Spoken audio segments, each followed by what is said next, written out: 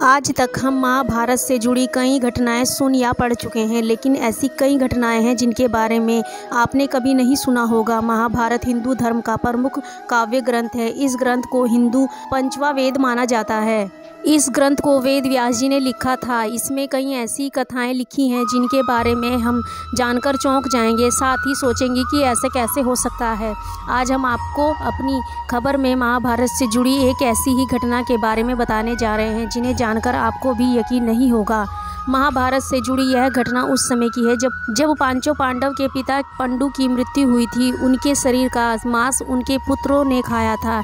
इस बात को जानने के लिए पांडु के जीवन में होने के समय में जाना होगा। इसके अनुसार 5 पांडव युधिष्ठिर, भीम, अर्जुन, नकुल और सहदेव थे। इनमें से युधिष्ठिर, भीम और अर्जुन की माता कुंती थी और नकुल और सहदेव की माता मद्री थी। महाभारत के अनुसार पांडु हस्तिनापुर के महाराजा विचित्रवीर्य और उसकी दूसरी पत्नी अंबिका के पुत्र थे। उनका जन्म महर्षि वेदव्यास के वरदान स्वरूप हुआ था।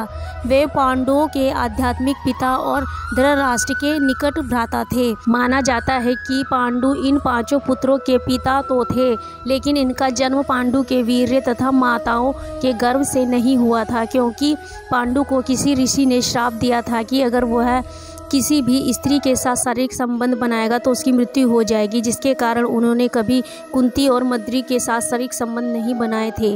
इसी कारणवश पंडु के निवेदन पर पांडव की माता कुंती और मद्री ने भगवान का आह्वान करके प्राप्त किए थे। माता कुंती ने धर्मराज युधिष्ठिर को जन्म दिया। युधिष्ठिर का जन्म धर्मराज के आशीर्वाद से हुआ था। इसके बाद माता कुंती ने पांडु पुत्र भीम और महानायक अर्जुन को जन्म दिया था। पांडु की दूसरी पत्नी मद्री से नकुल और सहदेव वरदान से उत्पन्न हुए।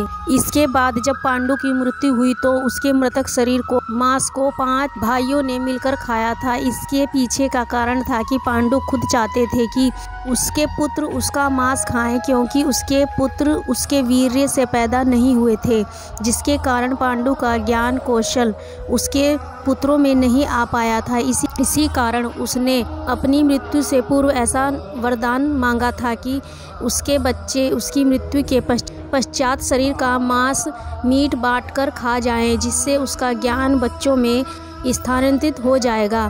पांडव द्वारा पिता का मांस खाने के विषय में 2 मान्यता प्रचलित है। इसके अनुसार पहली मान्यता है कि 5 भाइयों ने मिल बांटकर मांस खाया था, लेकिन सबसे ज़्यादा मांस सहदेव ने खाया था।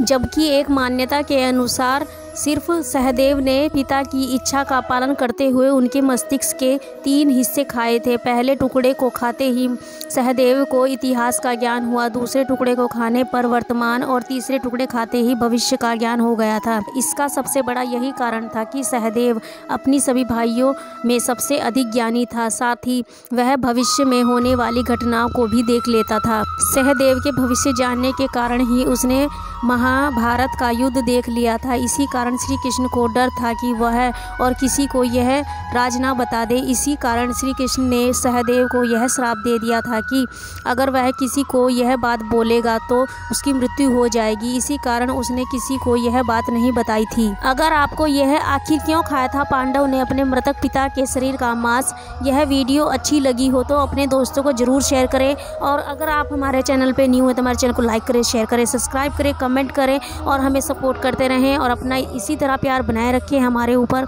और सभी का दिल से धन्यवाद, थैंक यू। और अगली वीडियो में जल्दी मिलेंगे, तब तक के लिए टेक केयर एंड बाय।